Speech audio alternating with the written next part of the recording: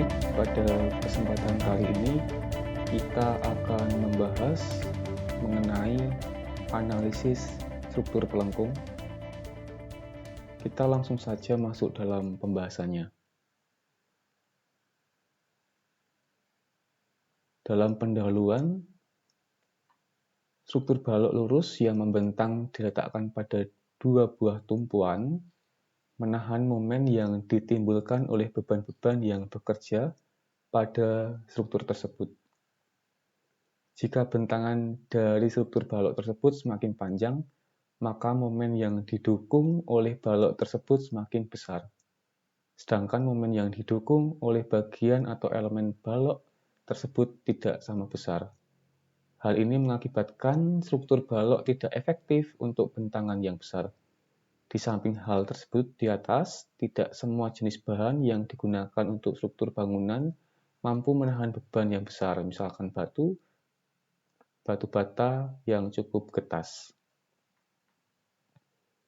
Dari fakta tersebut, maka diperlukan suatu struktur yang mampu untuk mendukung beban yang bekerja pada suatu bentangan yang besar, tetapi tidak menimbulkan momen yang besar. Atau dengan kata lain, membuat struktur yang mampu mendistribusikan beban yang bekerja menjadi beban aksial dan beban geser pada struktur tersebut. Mungkin ada momen, tetapi momen besarnya sangat kecil. Struktur yang mampu untuk menyebarkan beban tersebut adalah sebuah pelengkung parabola. Saya lanjut sedikit. Pelengkung parabola, jika dibebani secara merata penuh, tidak akan menahan momen, asalkan reaksi perletakannya mampu menghalang-halangi translasi atau pergeseran ke semua arah, baik vertikal maupun horizontal. Oleh karena itu, kedua tumpuan tersebut berupa perletakan sendi yang masing-masing akan menghasilkan dua komponen, yaitu RV atau reaksi vertikal dan RH atau reaksi horizontal, sehingga semuanya ada 4 komponen reaksi. Persamaan kesetimbangan yang ada hanya ada 3, yaitu sigma momen sama dengan 0, sigma V atau gaya geser sama dengan 0, dan sigma H. Ini bukan sigma gaya geser ya, tapi sigma gaya atau reaksi vertikal sama dengan 0 dan sigma reaksi horizontal sama dengan 0. Sehingga struktur tersebut merupakan statis tidak tentu. Dengan membaris sendi pada pelengkung di antara kedua tumpuannya, terdapat syarat tertentu yaitu momen yang di tempat sendi tersebut adalah 0. Dengan demikian diperoleh sebuah persamaan tambahan yang dapat digunakan untuk menghitung besarnya 4 komponen reaksi perletakan tadi. Pelengkung yang demikian disebut pelengkung 3 sendi, dan sendi ketiga biasanya ditempatkan pada puncak pelengkung. Agak sedikit panjang teorinya, tetapi saya rasa bisa dipahami dan sudah sangat jelas dan detail bahwasanya dalam sebuah balok yang diletakkan datar, arah horizontal, kemudian dibebani, tentu nanti akan terdapat atau menimbulkan lendutan yang besar, momen yang besar pada balok tersebut. Oleh karenanya, apabila balok tersebut dengan bentangan yang lebih besar kembali, bisa jadi dengan dimensi balok tersebut tidak bisa menopang beban yang ada. Oleh karenanya, ada metode atau konsep bahwa balok tersebut dilengkungkan ke atas, kemudian ketika dikasih beban dari atas, maka lendutannya akan kecil dan momennya juga tentu kecil. Tetapi dengan syarat bahwa kedua tumpuannya itu harus dalam perletakan atau diidealisasikan sebagai sendi. Hal itu sangatlah baik dalam konsep perencanaan, bahwasanya lendutan kecil, momen kecil, kemudian bisa menjadi struktur dengan bentangan yang panjang atau lebar. Apabila dalam sebuah jembatan, maka dengan pelengkung ini bisa tanpa pilar di tengah, jadi ditempatkan di ujung seberang tumpuan A-nya, kemudian yang tumpuan B-nya ditempatkan di ujung seberangnya lagi, sehingga tanpa pilar di tengah. Ini sangatlah baik. Tetapi dalam analisisnya, secara metode yang familiar, yang kita gunakan dalam analisis balok statis tertentu, tidak bisa digunakan dalam struktur balok ini, karena struktur balok ini kedua tumpuannya adalah sendi, sedangkan apabila statis tertentu tumpuannya salah satunya harus roll, agar nanti persamaan kesetimbangannya, yaitu sigma momen, sigma gaya atau reaksi vertikal, dan sigma reaksi horizontal harus sama dengan 0.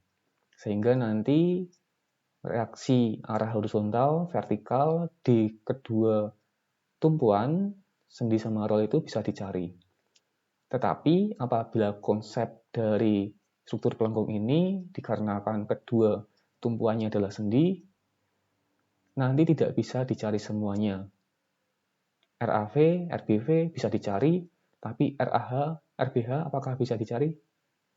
Bisa tentu tidak. Dalam kasus tertentu bisa juga dicari, tapi dalam kasus tertentu juga belum bisa dicari.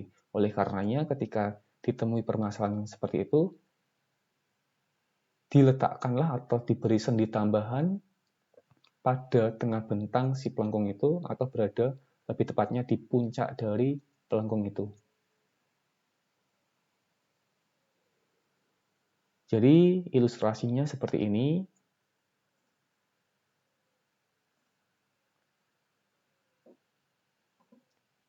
Ini struktur pelengkung, kemudian ini ada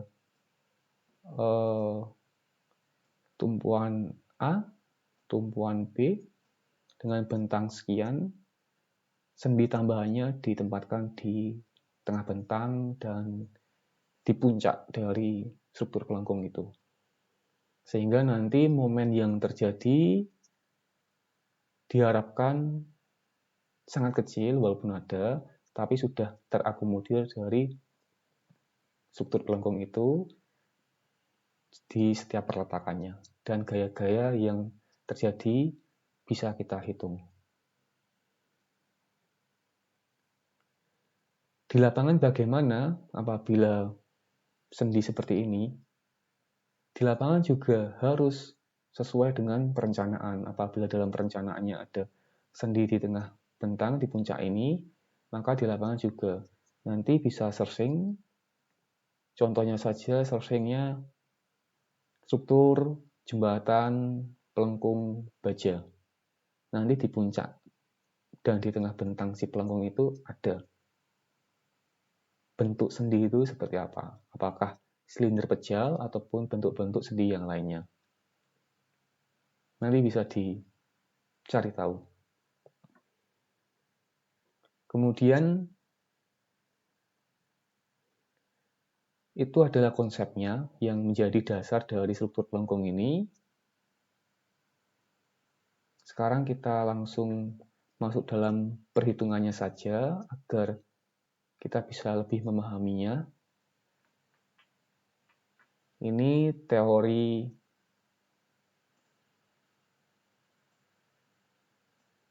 yang saya bold ini bisa nanti dibaca sekiranya sambungan dari yang barusan kita bahas. Teorinya ini pun juga yang digunakan dalam contoh soal, sehingga kita langsung ke contoh soalnya saja. Agar lebih mudah dalam membahasnya dan juga dalam menangkap apa yang menjadi tujuan kita.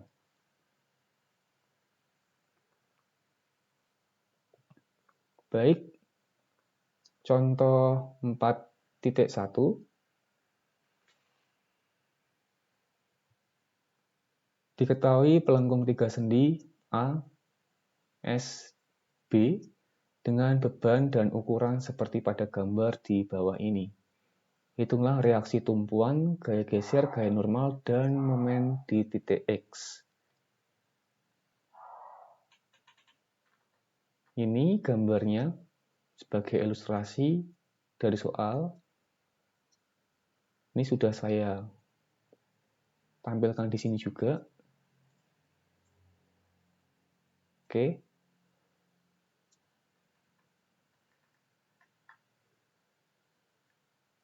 Hitunglah reaksi tumpuan, gaya geser, gaya normal, dan momen di titik X.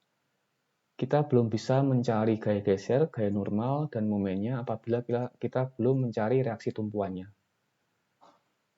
Reaksi tumpuannya ada 4, dikarenakan ada 2 tumpuan, A dan B.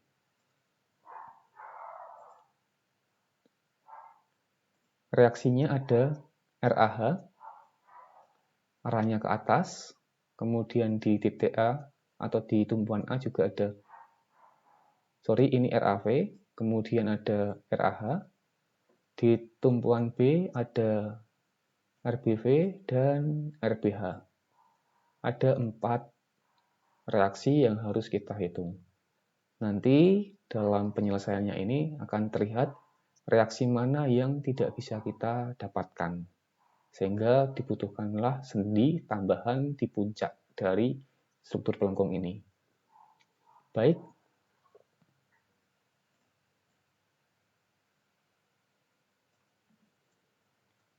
Saya ingin mencari dari tumpuan A dulu, yaitu RAV. Ketika saya ingin mencari RAV, maka saya harus mengacu ke tumpuan lainnya atau tumpuan B. Ini. Jadi segala reaksi dan beban di luar tumpuan B harus kita tinjau ke tumpuan B. Karena asumsi kita di tumpuan B yaitu sigma MB sama dengan 0. Oke. Ketika sigma MB sama dengan 0, maka segala reaksi dan beban yang ada di luar titik B kita tinjau ke titik B. Yang pertama saya tinjau RAV ke titik B. RAV arahnya ke atas, kemudian jarak RAV ke titik B itu sebesar segini. Oke, 18 meter plus 18 meter yaitu 36 meter. Tetapi arah perputarannya negatif atau positif, kita lihat ini. Karena RAV arahnya ke atas, kemudian jarak dari RAV ke B itu mendatar, maka porosnya di sini kira-kira, ini asumsi saya, sehingga si RAV berputar searah jarum jam. Oke, ketika searah jarum jam, maka notasinya positif, plus. Ini positif ya, RAV kali 36. Kemudian kita sekarang meninjau yang RAH.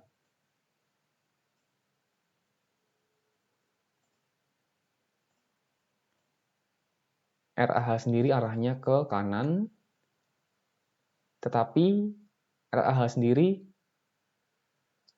tidak mempunyai jarak ke titik B. Dalam hal ini adalah RAH arahnya ke kanan atau horizontal. Ketika reaksi atau beban arah horizontal harus dikalikan jarak vertikalnya. Sedangkan reaksi atau beban yang arah vertikal harus dikalikan jarak horizontal.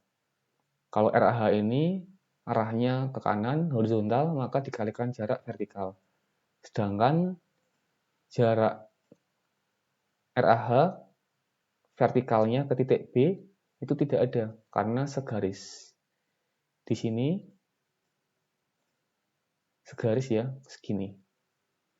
Elevasinya sama, tidak ada jarak. Oleh karenanya jaraknya 0. RH kali 0. Ini. Oke. Kemudian di titik A sudah semua RAV sama RAH. Selanjutnya ada beban sebesar 4 kN per meter panjang yang terletak atau diberikan ke sebelah kiri si struktur pelengkung ini dengan jarak sebesar 18 meter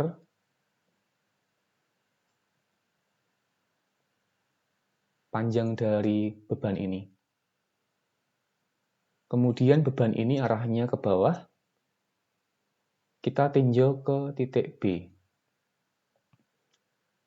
Kita gampangnya jadikan beban ini menjadi beban terpusat dahulu.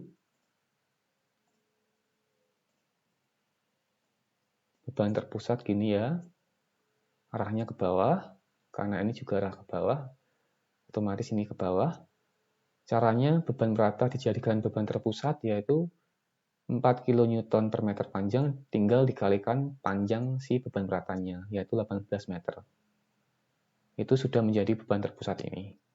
Kemudian tinggal dikalikan saja jarak dari beban terpusat ini ke B. Beban terpusat ini adalah beban vertikal, maka dikalikan jarak horizontalnya. Horizontalnya berarti sini ke sini.